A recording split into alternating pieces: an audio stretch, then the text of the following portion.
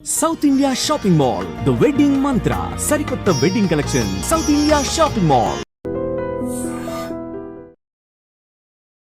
Welcome to I dream. నేను మీ Surekha. Sugar 150 దాటకుండా ఉండాలి అంటే మన ఎవ్రీడే తీసుకునే డైట్ ఎలా ఉండాలి, రోజు ఏ ఫుడ్ తీసుకోవాలి, ఏ ఫుడ్ తీసుకోకూడదు అనే విషయం ఇవాళ వివరంగా మాట్లాడదాం. ఈరోజు మనతో పాటు ఉన్నారు ప్రముఖ నాన్ సర్జికల్ ఆయుర్వేదిక్ డాక్టర్, సురక్ష ఆయుర్వేదిక్ క్లినిక్ ఫౌండర్ డాక్టర్ పూర్ణ రాజేశ్వరి గారు. వారితో మాట్లాడదాం. నమస్కారం అమ్మ. నమస్తే అమ్మా. ఎలా ఉన్నారు? బాగున్నాను, థ్యాంక్ యూ. అమ్మ, జనరలీ ఏంటి అంటే షుగర్ 150 దాటకుండా ఉండటం కోసం చాలా కష్టపడుతూ ఉన్నారు. చాలా మంది డయాబెటీస్ బారిన పడిన వాళ్ళందరూ కూడా తగ్గించడానికి చాలా కష్టపడుతూ ఉన్నారు. అసలు డయాబెటీస్ బారిన పడకుండా ఉండాలి అంటే, 150 దాటకుండా ఉండాలి అంటే ఎవ్రీడే ఏ ఫుడ్ తీసుకోవాలి, ఏ ఫుడ్ తీసుకోకూడదు? అంటే జనరల్గా ఏంటంటే డయాబెటీస్ అనేది ఈ రోజుల్లో పెద్ద ఒక రకమైనటువంటి శాపం అనుకోవాలి. పాత రోజుల్లో ఏంటంటే తిండి లేక చాలా కరువులో ఉండి చాలా ఇబ్బందులు పడుతుండే, క్షామంలో ఉండి చాలా ఇబ్బందులు పడుతుండే వాళ్ళం మన భారతీయులు. ఇప్పుడు ఏంటంటే చాలా కష్టపడి ఆర్థికంగా బలపడ్డాం, కానీ ఆరోగ్యపరంగా చాలా బలహీనం అయిపోయాం. దానికి ఎగ్జాంపుల్ ఏంటంటే మనకు వస్తున్న diabetes, hyper tension, main problems, life style disorders అంటారు వీటిని.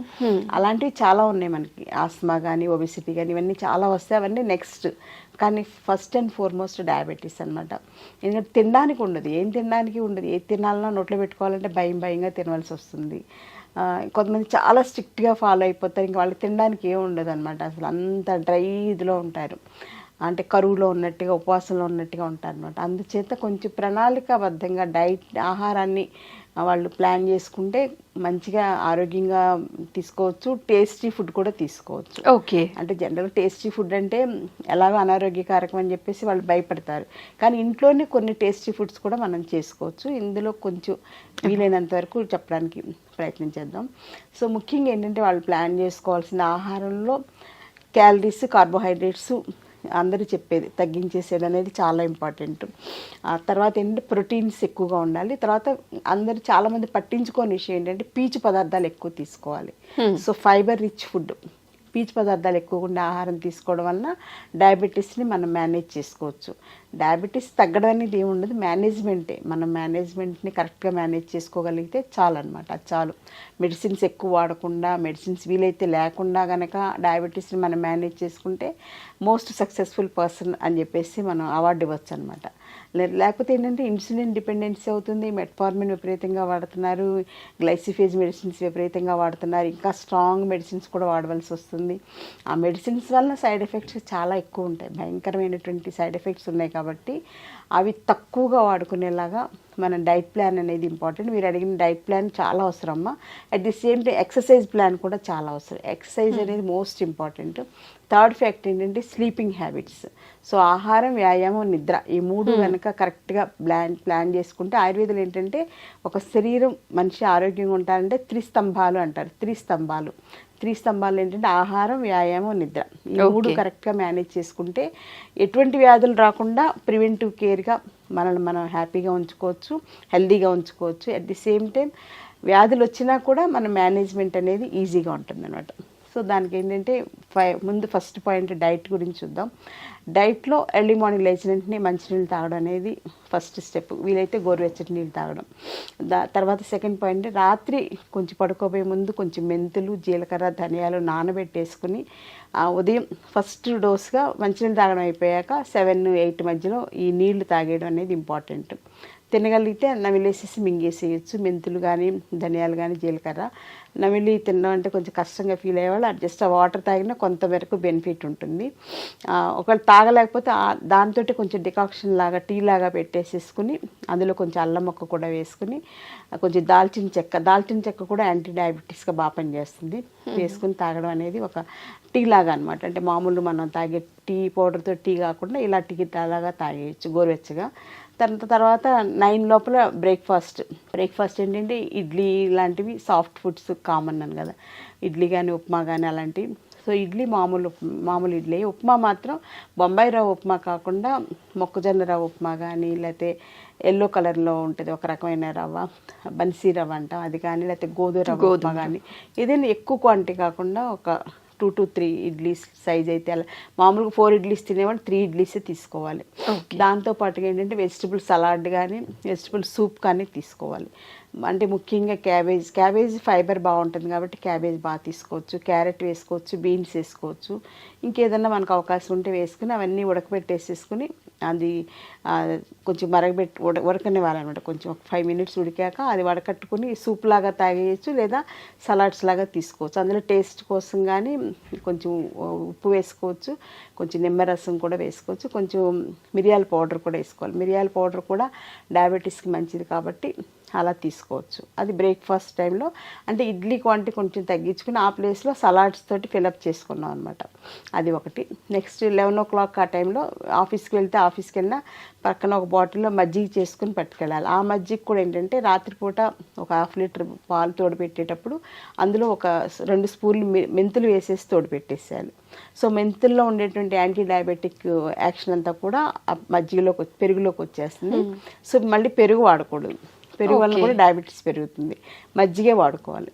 సో మజ్జిగ చేసేసుకుని ఒక బాటిల్ నిండా పోసుకొని ఎక్కడికి వెళ్తే అక్కడికి మనం తీసుకెళ్ళిపోవచ్చు. మధ్యాహ్నం 11 o'clockకి ఒక 250 ml మజ్జిగ తాగేసేయాలి. 1 o'clockకి లంచ్ ఏంటంటే మనం మామూలుగా వైట్ రైస్ అనేది మోస్ట్ కామన్ కదా. White rice, white sugar, white salt, white packet milk, maida, ఈ 5 కూడా white poisons. Okay. 5 white poisons వల్ల డయాబెటీస్ మల్టిప్లై అవుతుంది అనమాట. సో ఈ 5 కూడా తీసుకెళ్ళి కాశీలో వదిలేయాల్సిందే డయాబెటీస్ పేషెంట్స్. సో ఈ 5 వైట్ పాయిజన్స్ వదిలేస్తే సగం శని వదిలిపోయినట్టు అనమాట. లేకపోతే ఆ వైట్ రైస్ వల్లనే డయాబెటీస్ బాగా పెరిగిపోతుంది. సో వైట్ రైస్ ప్లేస్లో మనం ఏంటంటే బ్రౌన్ రైస్ తీసుకోవచ్చు, లేకపోతే నవరార ధాన్యం అని తీసుకోవచ్చు, లేకపోతే రాజముడి ధాన్యం అని చెప్పేసి ఇప్పుడు చాలా వస్తున్నాయి. ప్రకృతి వైద్యం ద్వారా వచ్చేవన్నీ కూడా ఆర్గానిక్లో రైస్వే చాలా వస్తున్నాయి. ఒకవేళ అవన్నీ దొరకకపోయినా జొన్నలు వాడుకోవచ్చు, జొన్న రవ్వ ఉప్మాలాగా చేసుకొని తీసుకోవచ్చు, లేకపోతే గోధుమ రవ్వ ఉప్మా తీసుకోవచ్చు. అలా వీటికి ఆల్టర్నేటివ్స్ తీసుకుంటూ వీక్లీ ట్వైసే బ్రౌన్ రైస్ తినాలి. ఏదైనా ఏ రైస్ అయినా వీక్లీ ట్వైసే. మిగిలిన రోజులన్నీ కూడా గోధుమ రవ్వ కానీ లేకపోతే జొన్న రవ్వ కానీ ఇలాంటి వాటితోటి అన్నంలా వండుకోవడం ఏదో ఒకటి అలా ప్రిపేర్ చేసుకుని తీసుకోవాలి. కానీ కర్రీస్ మాత్రం బాగా తీసుకోవాలి. ముఖ్యంగా పప్పు కంపల్సరీగా ఎవ్రీ డే లంచ్లో ఉండాలి. పప్పు ఆకుకూర కానీ పప్పు మునగాకు కానీ ఏది వీలైతే అది టేస్ట్ కోసం పప్పు మామిడికాయ కానీ ఎలా వీలైతే అలాగా కందిపప్పు కంపల్సరీ తీసుకోవాలి. వారానికి ఒకసారి శనగపప్పు కూడా తీసుకోవచ్చు. ఓకే. అలా శనగపప్పును మనకి క్యాబేజ్ కర్రీస్ ఎలా చేసుకుంటాం కదా అలాంటివన్నీ తీసుకోవచ్చు. దాంతోపాటుగా లంచ్లో జాంకాయ కానీ లేకపోతే బొప్పాయి పండు కానీ ఏదో ఒకటి అంటే టూ మచ్ క్యాలరీస్ ఉండేటువంటి అరటిపండు, సపోటా పండు, మామిడి పండు కాకుండా జామకాయ, పపాయ, నారింజ, యాపిల్ ఇవన్నీ కూడా అంటే మనం వెతుకుతుంటే చాలా దొరుకుతాయి. మనం చాయిస్ లేదనుకుంటాం కానీ మన ఆ దృష్టితో చూడం అనమాట. అందరూ ఒకే టైప్ ఫుడ్కి అలవాటు పడిపోయాం ఇప్పుడు. అలా కాకుండా కొంచెం డిఫరెంట్గా ఆలోచిస్తే బోల్డ్ దొరుకుతాయి. సో అలా తీసుకోవాలి. అంటే కడుపు నిండాలి కదా. ఇప్పుడు మామూలుగా అయితే అన్నమే చక్కగా ఇంత అన్నం పచ్చడి వేసుకుని, ఇంత అన్నం పప్పు వేసుకుని, ఇంత అన్నం పులుసు వేసుకుని, ఇంత అన్నం పెరిగేసుకుని తింటే కడుపు హాయిగా నిండుతుంది. వైట్ రైస్ కదా, షుగర్ కూడా అలాగే మల్టిప్లై అయిపోతుంది.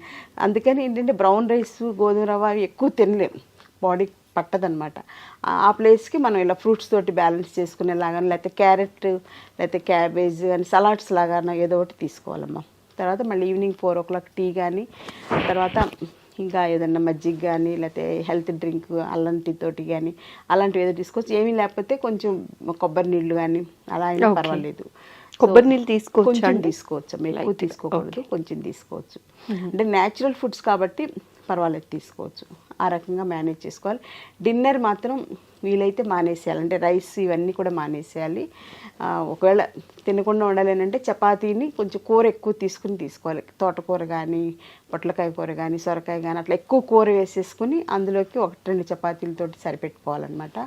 లేదంటే రాగి జావ ఉంటుంది కదమ్మా, రాగి జావ బాగా ఎక్కువ క్వాంటిటీలో రాగి జావ కానీ రాగి సంకటి కానీ అలాంటివి తీసుకుని కొంచెం మజ్జిగ తాగడానికి తీసుకుంటే సరిపోతుంది అనమాట. సో ఈ రకంగా డైట్ ప్లాన్ చేసుకోవాలి. పడుకోబోయే ముందు వీలైతే ఒక 250 ml కానీ 200 ml కానీ ఆవు పాలు తీసుకోవాలి. దీనివల్ల ఏంటంటే బాడీలో కాల్షియం డెఫిషియన్సీ రాకుండా ఇలా కేర్ ఉంటుంది. సో మెయిన్గా మానేయాల్సింది ఏంటంటే బిస్కెట్స్ తినడం మానేయాలి. చాలామంది చెప్పేది ఏంటంటే డాక్టర్స్ కానీ ఎవరైనా చెప్పేదంటే మధ్య మధ్యలో ఎప్పుడు ఆకలిస్తే అప్పుడు 2 అవర్స్కి ఒకసారి బిస్కెట్స్ తినేసేయండి అని చెప్తారు. బిస్కెట్స్లో మైదా ఉంటుంది, అందులో ఫ్రక్టోజ్తో చేసినటువంటి షుగర్ బేస్డ్ ఇవన్నీ ఉంటాయి. అలాగే ఆర్టిఫిషియల్ షుగర్ అని చెప్పేసి బయట పంచదార కాకుండా వాడుతుంటారు, అది ఇంకా డేంజర్ అనమాట. అది అస్సలు మంచిది కాదు, క్యాన్సర్ని కలిగిస్తుంది అనమాట అది. సో అలాంటి ఆర్టిఫిషియల్ షుగర్ కూడా వాడకూడదు. వీలైతే మానేసి నోరు అలాగా అలవాటు చేసుకుంటే ఆ చప్పిడిగా అలవాటు అయిపోతుంది. అలా ప్లాన్ చేసుకుంటే సరిపోతుంది. ఈ డైట్ ఇలా ప్లాన్ చేసుకుంటే షుగర్ మీరు అడిగినట్టు 150 దాటకుండా మనం కేర్ తీసుకోవచ్చు. అలాగే ఎక్సర్సైజ్ కూడా చాలా ఇంపార్టెంట్. మన నెక్స్ట్ స్టెప్ ఎక్సర్సైజ్.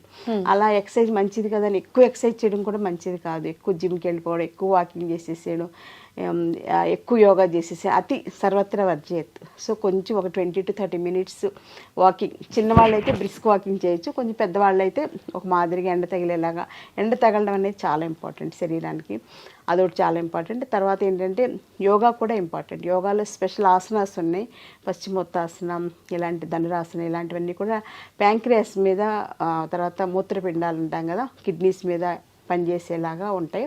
అవి స్పెషల్గా ఆయుర్వేదిక్ యోగా డాక్టర్ గైడెన్స్లో నేర్చుకుంటే కనుక యోగా కూడా రెగ్యులర్ యోగా అనేది చాలా ఇంపార్టెంట్.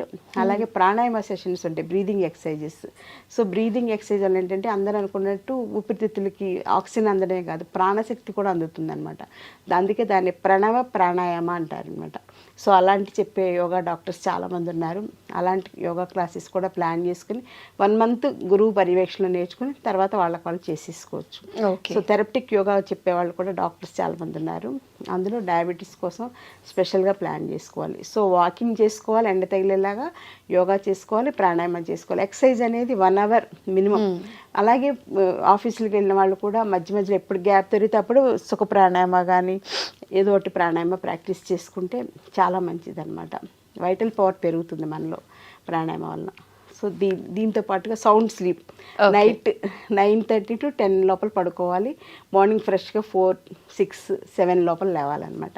ఇంకా 7 దాటి నిద్రలేస్తే అసలు వాళ్ళకి ఆ రోజంతా కన్ఫ్యూజను, మెటబాలిజం అంతా కూడా ఇర్రెగ్యులర్ అయిపోతుంది. సో డయాబెటీస్ అనేది మెటబాలిక్ డిజార్డర్ కాబట్టి మన శరీరంలో ఉండేటువంటి మెటబాలిజంని మనం కోఆర్డినేట్ చేసుకుంటూ అనుసంధానంగా ఆహారం, వ్యాయామం, నిద్ర ప్రణాళికబద్ధంగా చేసుకుంటే డయాబెటీని అధిగమించవచ్చు. అలాగే డయాబెటీస్ తోటి మేనేజ్ చేసుకోవచ్చు.